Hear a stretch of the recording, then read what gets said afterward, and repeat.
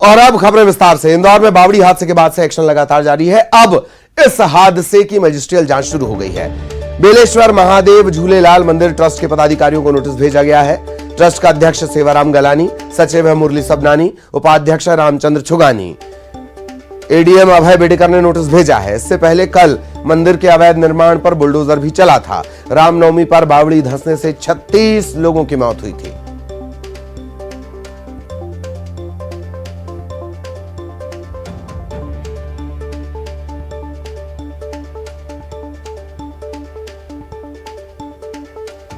बावड़ी हादसे के बाद अब मजिस्ट्रियल जांच शुरू हो गई है।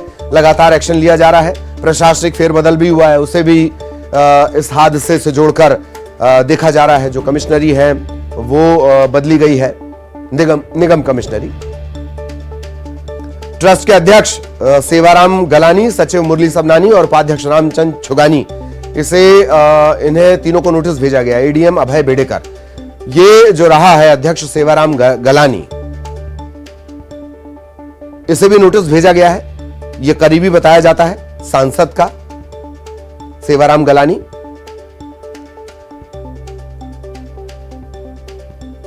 हादसे के बाद से ये सभी कहां हैं, इसकी जानकारी नहीं लग रही है। 36 लोगों की जान चली गई थी। अवैध निर्माण पर कल बुलडोजर भी चला। मूर्तियों को प्रतिस्थापित और प्रतिष्ठित, उनकी प्राण प्रतिष्ठा की जानी है। यह है वो मौत की बावड़ी।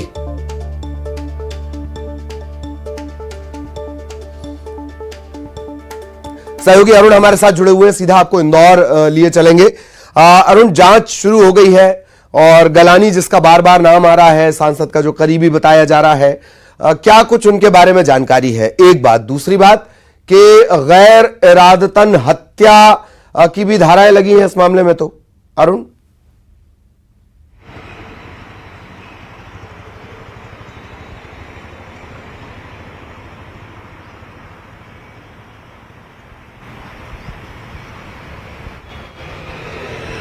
चलिए, तकनीकी दिक्कत है, अरुण तक हमारी आवाज नहीं पहुंच रही है। हम फिर कोशिश करेंगे उनके पास एक बार फिर आपको लिए चलेंगे। लेकिन मंदिर ट्रस्ट के पदाधिकारी हैं जिन तीन का नाम हमने लिया है, अध्यक्ष सेवाराम गलानी, सचिव है मुरली सबनानी, उपाध्यक्ष रामचंद्र छुगानी, एडीएम अभय बेडेकर ने इन्हें नोटिस भेजा है।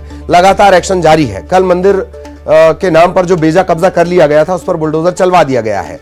भारी 4 थानों का पुलिस बल यहां तैनात करना पड़ा।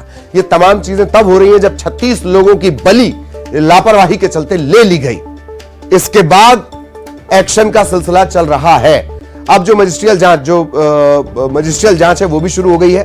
एडीएम ने नोटिस भेजा है। ऐसे ही कई नोटिस इन्हें पहले भेजे गए थे।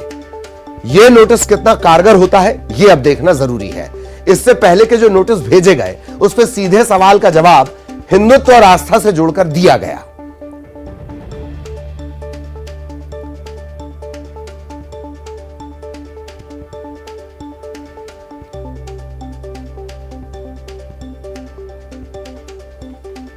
बेलेश्वर महादेव झूलेलाल मंदिर, इसके पदाधिकारियों को नोटिस भेजा गया है। एक बार फिर कोशिश करते हैं, सहयोगी अरुण के पास आपको लिए चलते हैं।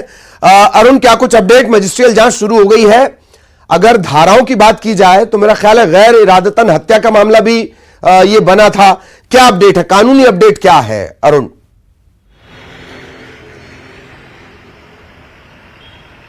बिल्कुल, देखिए, रामनवमी पे हुए इस दर्दनाक हादसे के बाद कलेक्टर इलैया-राजा टी ने मजिस्ट्रियल जांच के आदेश दिए थे और अब वो जांच शुरू हो गई है।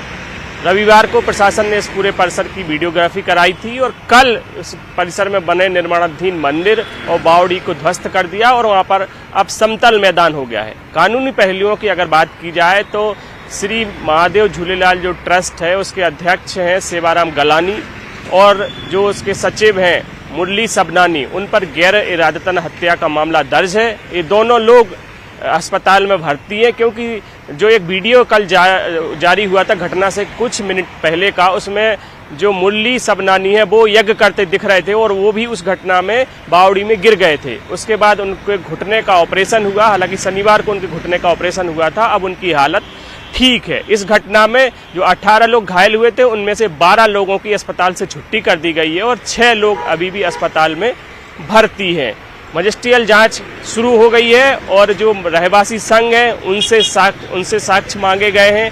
इसके अलावा जो ट्रस्ट के पदाधिकारी हैं उनको नोटिस जारी किए गए हैं और जो लोगों से एक अपील की जा रही है कि जिनके पास इस घटना से जुड़े दस्तावेज हो, कोई जानकारी हो, कोई सूचना हो तो कलेक्टर कार्यालय के 103 नंबर कमरे में 6 अप्रैल तक दे दें, जिससे कि इस जांच को पूरा किया जा सके और 15 दिन में इस जांच को पूरा करना है। और जांच के जो बिंदु हैं उनमें यह है कि ये घटना किन परिस्थितियों में हुई, घटना का जिम्मेदार कौन है, मृतक और मौत जिनकी हुई है वो किन परिस्थितियों में हुई है, आगे इस घटना की पुनरावृत्ति ना हो इसके सुझाव भी इस जांच में शामिल किए। पुनरावृत्ति ना हो ये एक बड़ा पॉइंट है जो हर बार इस तरह के हादसे के बाद शामिल जरूर होता है। बहुत बहुत शुक्रिया अरुण इस तमाम जानकारी के लिए।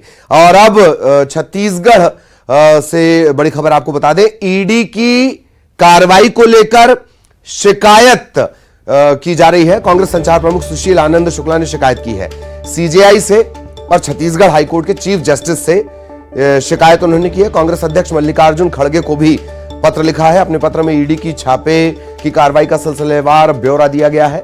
राजनीतिक दुर्भावना, राजनीतिक बदला लेने के लिए छापेमारी हो रही है। ईडी अपनी कार्रवाई का ब्यौरा सार्वजनिक नहीं कर रही है। कांग्रेस नेताओं को परेशान किया जा रहा है।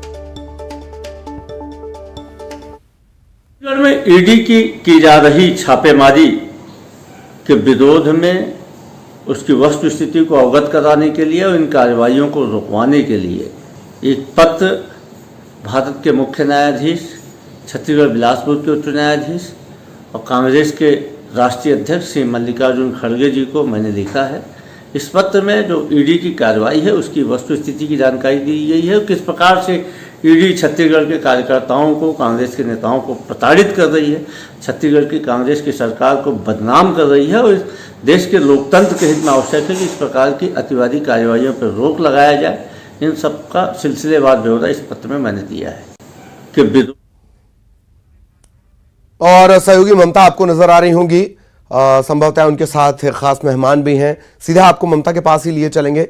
ममता, क्या कुछ अपडेट इस मामले को लेकर पत्र लिखा जा रहा है? जी प्लीज।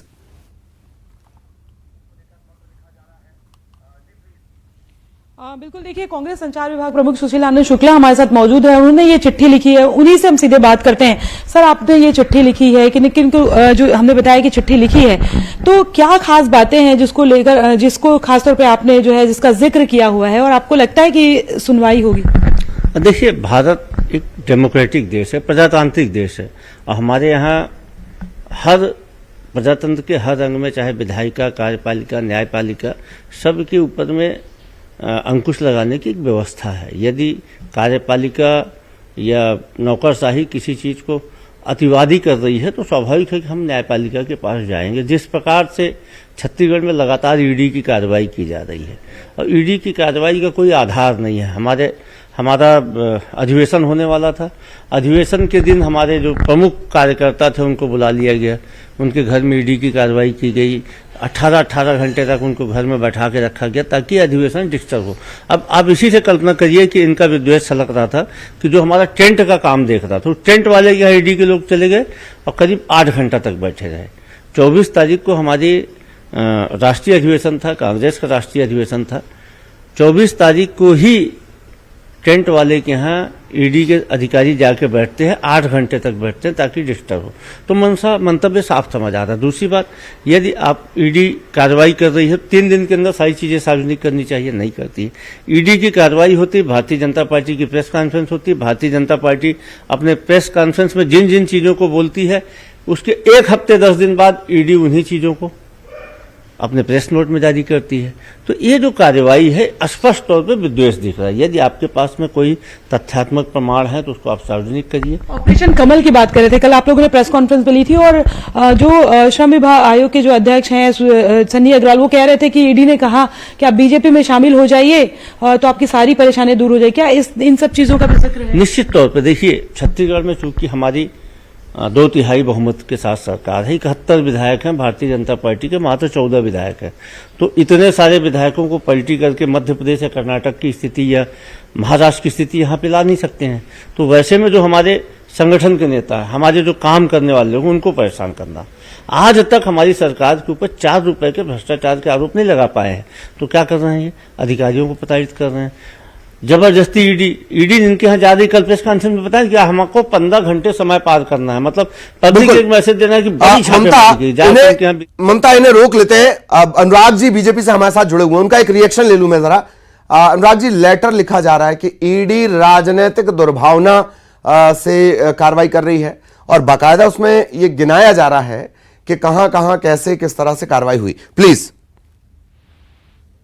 पहले तो पत्र में लिखा क्या गया है ये देखना पड़ेगा। कांग्रेस अपने कानूनी अधिकार के तहत अगर कोई पिटीशन दायर कर रही है तो उनको निसंदेह अधिकार है, और उस पिटीशन का न्यायालय क्या फैसला लेती है। और जी, पत्र लिखा जा रहा है, मैं आपको और क्लियर कर देता हूं। पत्र लिखा गया है, सीजेआई को लिखा गया है, छत्तीसगढ़ के चीफ जस्टिस को लिखा गया है, लेटर लिखा गया है कि दुर्भावना से कार्रवाई हो रही है। मैं वही तो कह रहा हूँ साहब कि जो पत्र लिखा गया है उस पर उन्होंने क्या सिर्फ कांग्रेसी के नेताओं के नाम लिखे हैं या अधिकारियों के भी नाम लिखे, ये पत्र देखना पड़ेगा। कानूनी जो प्रक्रिया है उसका पालन निसंदेह न्यायपालिका करेगी और उसका जवाब ईडी देगी। लेकिन मैं जनता की तरफ से एक बात कहना चाहता हूं कि जब ईडी बकायदा पत्र लिखकर चार्जशीट दायर करती है, ईडी बकायदा इन सरकारी अधिकारियों की संपत्तियां जब्त करती है, और वो अधिकारी आम लोग नहीं है, वो मुख्यमंत्री सचिवालय में पदस्थ है, और उनकी गिरफ्तारी के एक महीने बाद तक जब उनको पद से नहीं हटाया जाता है, बकायदा सरकार के संचालनालय के वेबसाइट में उनका नाम दर्ज होता है, तो कहीं ना कहीं ये संदेह उत्पन्न करता है। और जितनी कार्रवाई अभी तक बाहर निकल कर आई है, लगभग 100 करोड़ से ऊपर की तो संपत्तियां अटैच हो गई हैं, तो सरकार को इस बात का जवाब लेकिन अग्रवाल साहब, जो ईडी का सक्सेस रेट है वो 0.46 है, 1% से भी कम, 2022 तक के आंकड़ों के मुताबिक। साहब आप बात किसके बारे में कर रहे हैं? आप बात कर रहे हैं सरकारी एजेंसी के बारे में, और पूछ किससे रहे हैं? भारतीय जनता पार्टी के प्रवक्ता से। भारतीय जनता पार्टी का प्रवक्ता भारतीय जनता पार्टी और जनता की बात उठाएगा। ईडी का क्या सक्सेस रेट है ये ईडी समझे और सरकारी एजेंसियां समझे। जी, लेकिन आपकी सरकार ने जवाब दिया है लोकसभा में, राज्यसभा में। आपकी सरकार, मैं फिर कह रहा हूं साहब, भारतीय जनता पार्टी और सरकार दोनों को अलग मुद्दों को लेकर देखिए, लेकिन जनता के हित के पैसे जहां जहां जाएंगे वहां तो क्या बात कर रहे हैं आप कह रहे हो बीजेपी को और केंद्र सरकार को अलग करके देखिए। ठीक है, चलिए, शुक्रिया आपका, बहुत बहुत शुक्रिया। और ममता, आपका भी धन्यवाद। सुशील जी हमारे साथ जुड़े थे, उनका भी बहुत बहुत धन्यवाद। मुंबई से बड़ी खबर मिल रही है, बागेश्वर सरकार के खिलाफ शिकायत दर्ज की गई है। बांद्रा पुलिस स्टेशन में शिकायत दर्ज की गई है। युवा सेना ने लिखित शिकायत दर्ज करवाई है साईं बाबा के खिलाफ। बागेश्वर धाम के जो प्रमुख है पंडित धीरेन्द्र शास्त्री, उन्होंने बयान दिया था और उसे लेकर युवा सेना ने लिखित शिकायत दर्ज करवाई है।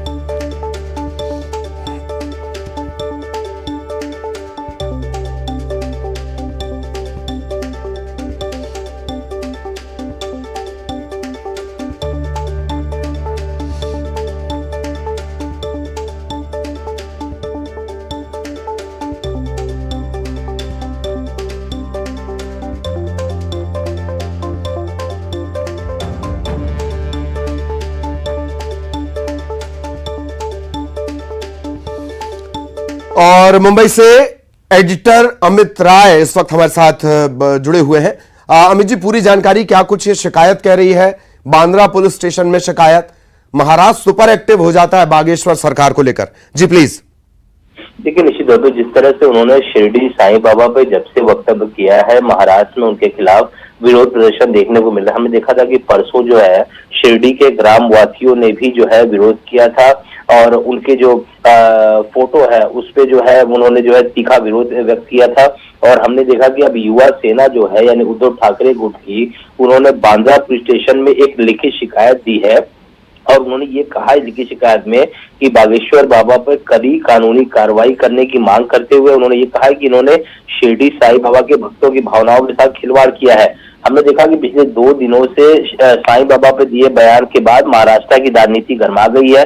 कल भी कांग्रेस, एनसीपी और उद्धव गुट के कई नेताओं ने इसका तीव्र विरोध किया। उनका साफ तौर पर कहना है कि पहले इन्होंने संत तुकाराम के बारे में कहा और फिर इन्होंने शिरडी साईं बाबा के बारे में कहा। तो ऐसे बाबाओं को तुरंत जो है इनका परित्याग कर देना चाहिए, और इनके खिलाफ लगातार विरोध प्रदर्शन होना चाहिए। तो महाविकास आघाड़ी जो है इनके विरोध में खुलकर सामने आ गई और इन्होंने एक और मांग की है कि जल्दी से जल्दी बांद्रा पुलिस स्टेशन में यहाँ पे धीरेन्द्र शास्त्री के खिलाफ FIR भी दर्ज हो। जी जी, चलिए बहुत बहुत शुक्रिया अमित जी बातचीत, जानकारी और विश्लेषण के लिए।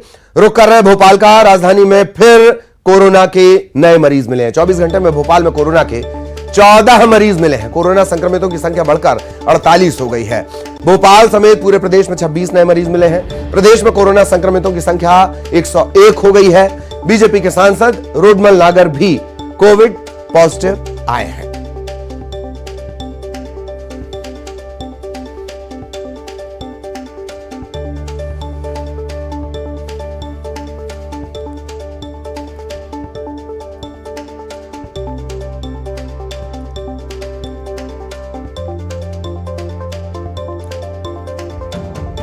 तो कोरोना के फिर नए मरीज, भोपाल में तेजी से बढ़ती संख्या। 24 घंटे की अगर बात कर ली जाए 14 संक्रमण के नए मामले सामने आए हैं। कुल एक्टिव केसेस की बात कर ली जाए 48।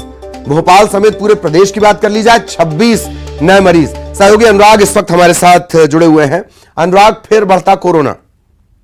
बिल्कुल, देखिए भोपाल में कोरोना लगातार बढ़ता हुआ नजर आ रहा है। भोपाल अब इंदौर से भी आगे हो गया है और पूरे प्रदेश की यदि हम बात करें तो 100 से ज्यादा कोरोना के मामले सबसे ज्यादा आ गए हैं। और इसके अलावा सांसद, बीजेपी के सांसद राजगढ़ से रोडमल नागर, उनका भी जो कोरोना रिपोर्ट है वो पॉजिटिव निकल कर आई है। तो भोपाल और पूरे प्रदेश में कोरोना एक बार फिर पैर पसारता हुआ नजर आ रहा है। और जरूरत अब इसी बात को लेकर है कि कोरोना से बचाव को लेकर जो प्रोटोकॉल है उसका पालन किया जाए। तो प्रदेश में अब तेजी के साथ कोरोना के मरीज बढ़ते हुए नजर आ रहे हैं। जी चलिए, धन्यवाद अनुराग इस तमाम जानकारी के लिए। सहयोगी अनुराग विस्तार से जानकारी दे रहे थे। इधर छत्तीसगढ़ में भी कोरोना का संक्रमण बढ़ता जा रहा है। रायपुर की ही बात कर ली जाए 14 नए संक्रमण के मामले सामने आए हैं। एक्टिव केसेस की बात कर ली जाए रायपुर में 53। अच्छी बात यह सभी मरीजों की स्थिति सामान्य है। स्वास्थ्य विभाग ने एहतियातन अलर्ट जारी कर दिया है। इधर धमतरी में सबसे ज्यादा 19 मरीजों का इलाज चल रहा है।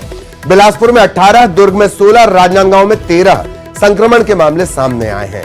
बाकी जो जिले हैं वहां पर भी 1 से 2 मरीजों के मिलने की खबर है।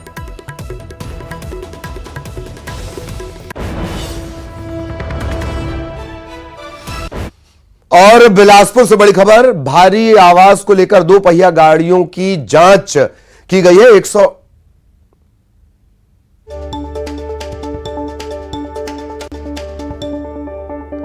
138 दोपहिया वाहनों की जांच की गई है।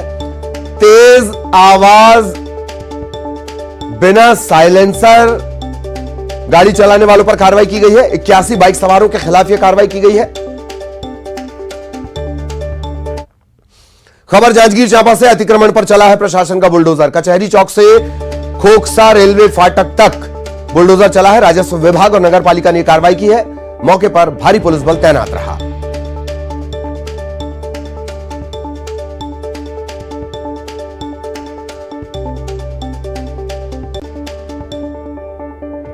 तो बेजा कब्जे के खिलाफ यह कार्रवाई की गई है। जांजगीर चांपा में आपको बता दें, अतिक्रमण पर प्रशासन का बुलडोजर चला है। कचहरी चौक से खोखसा रेलवे फाटक तक राजस्व विभाग और नगर पालिका का यह ज्वाइंट ऑपरेशन, पुलिस बल की भी मदद ली गई।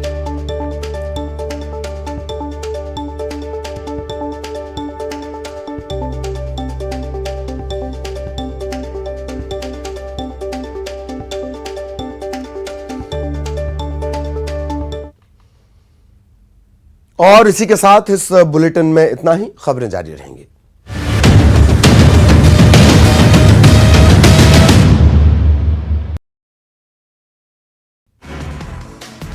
नवादा के हिसुआ में गरजे केंद्रीय गृह मंत्री अमित शाह का 2025 में बीजेपी की बिहार में सरकार बनवा दीजिए, दंगा करने वालों को उल्टा करके सीधा कर देंगे। सीएम नीतीश ने हिंसा पर सख्ती से काबू के लिए दिए निर्देश। नालंदा के मृतक के परिजनों से की बात। मुख्य सचिव और डीजीपी ने कहा नियंत्रण में है हालात। बिहार में हिंसा पर एक्शन में सरकार, अमन शांति बिगाड़ने वालों पर होगी कार्रवाई। हिंसा में शामिल दोनों शहरों में अब तक 109 गिरफ्तार।